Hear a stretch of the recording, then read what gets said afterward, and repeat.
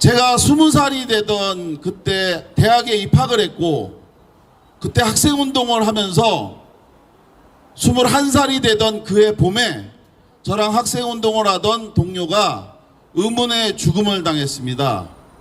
21살에 제가 무슨 힘이 있었겠습니까?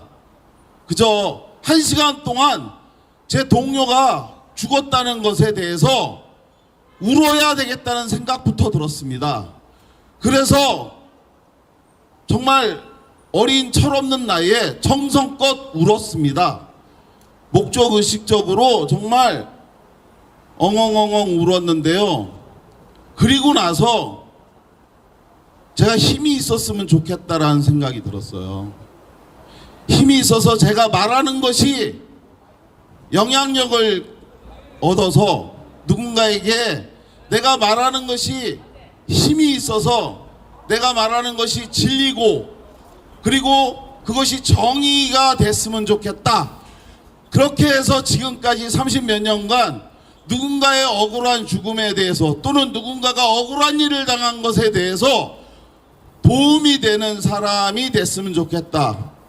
그러다 보니까 제야인사 장준하 선생의 의문사 조사관도 됐고, 군에서 억울하게 죽은 사람들에 대한 진상을 밝혀서 국가로부터 개죽음으로 처리된 그들을 다시 조사해서 그래서 순직 결정을 받아 국립묘지에 안장을 해주는 대통령 소속 군사망사고 진상규명위원회의 2급 국가공무원으로 최근까지 일하다가 나오기도 했는데요. 어느 정권 어느 시대에도 사고는 일어날 수밖에 없는 겁니다. 차이는 무엇이냐? 그 사고를 어떻게 처리하느냐가 야망 국가와 문명 국가의 차이인데요.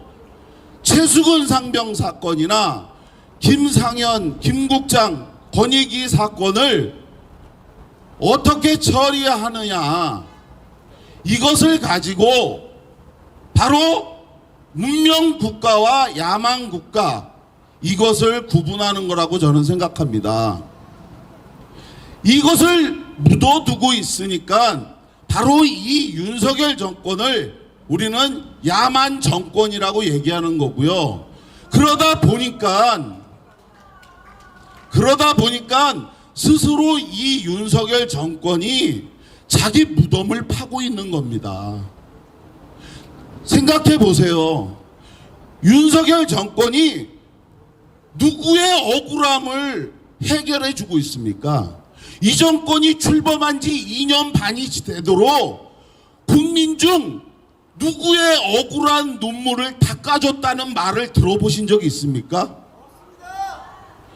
국민이 고통을 받고 있는데 도대체 김건희가 저 캄보디아인지 어디에 가서 엄한 애 안아주면서 오드리 헵번 여배우 흉내나 내고 있지, 도대체 어디 가서 우리 국민들의 억울하게 죽은 최수근 그 엄마를 끌어안아 주든지 아니면 김국장의 그 억울한 죽음을 해결해 준다든지 뭐 이런 게 있습니까?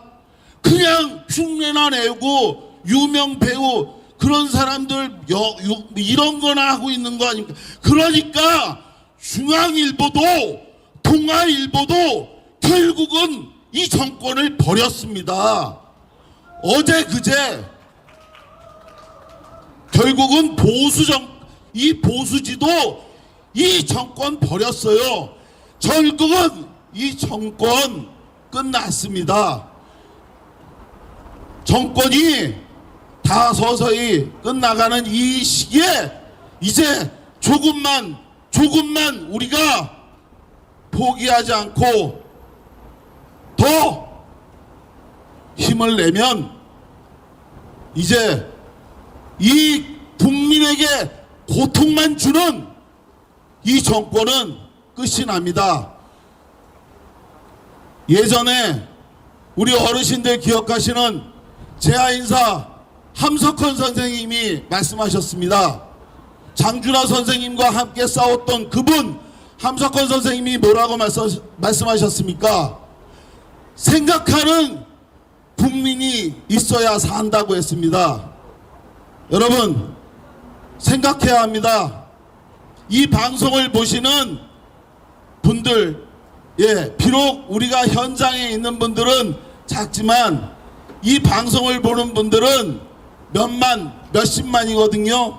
우리는 적은 숫자가 아니라고 저는 확신합니다. 생각하는 백성이 있어야 산다라고 이미 아주 오래전부터 이야기했습니다.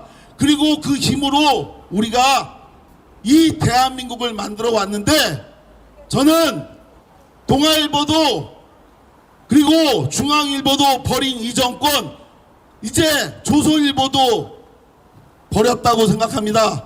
여러분 끝까지 함께 우리 서울의 소리가 주최하고 있는 이 한강진 역에서 하고 있는 이 집회가 큰 물결로 이 윤석열 정권 타도하고 진짜 국민의 억울한 눈물을 닦아주는 그러한 날이 곧 올 거라고 믿습니다. 여러분 함께 갑시다. 고맙습니다.